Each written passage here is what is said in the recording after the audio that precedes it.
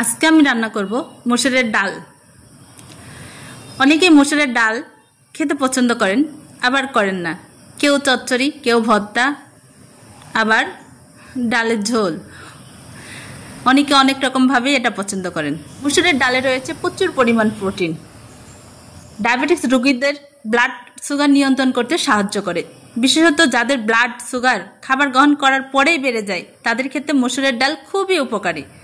এছাড়া নিয়মিত ব্যবহার করলে উচ্চ চাপ কমাতেও সাহায্য করে।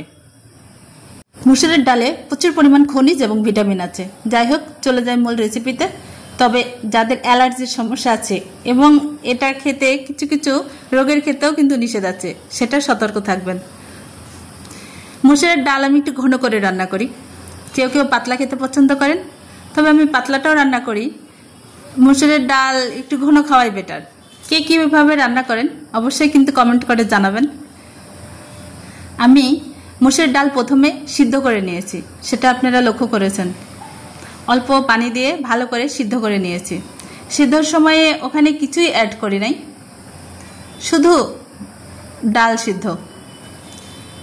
তারপরে আমি সরিষার তেল ইউজ করেছি, এটা অপশনাল। আপনারা ইচ্ছা করলে সয়াবিনের তেল ইউজ করতে পারেন। পেঁয়াজ কুচি, রসুন কুচি, মরিচ কুচি দিয়ে হালকা করে ভেজে নিয়েছি। সেখানে ডালগুলো দিয়ে আবার কিছুক্ষণ কষিয়ে নিয়েছি। তারপরে পানি দিয়ে দিয়েছি হালকা। ডালগুলো একটু ভালো করে ঘুঁটি দিয়ে ঘুটে নিয়েছি। তারপরে এখানে আমি গরম পানি অ্যাড করে দিচ্ছি। এখন কিছুক্ষণের জন্য অপেক্ষা করব,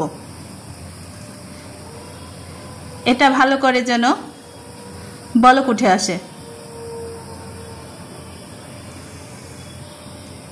এখন আমি এখানে কিছুটা কাঁচা পেঁয়াজ অ্যাড করছি।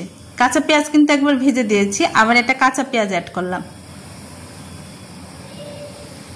এই দেখুন, অনেকক্ষণ ধরে এটা কিন্তু বলক হচ্ছে, ফুটে গেছে অলরেডি। এটা আবার হালকা করে আমি নাড়াচাড়া করে দিচ্ছি। এখানে আমি আবারও একদম লাস্টের দিকে সরিষার তেল ইউজ করছি। আমি কিন্তু এই ডালে জিরা গুঁড়ো, হলুদ গুঁড়ো, মরিচ গুঁড়ো দিই নাই, ধনিয়ার গুঁড়ো, সব রকমই গুঁড়ো মশলা অ্যাড করেছি। এই ডালটা খেতে কিন্তু একটু অন্যরকম হবে, স্মেলটাও হবে সেরকম। আমার ভালো লাগে এইভাবে রান্না করলে। আমি সবসময়, বেশিরভাগ সময় ডাল সিদ্ধ করে নিয়ে পরে এগুলো অ্যাড করি। মাঝে মাঝে অন্যরকম ভাবেও রান্না করি। তো ওকে, ভালো থাকবেন, আবার দেখা হবে।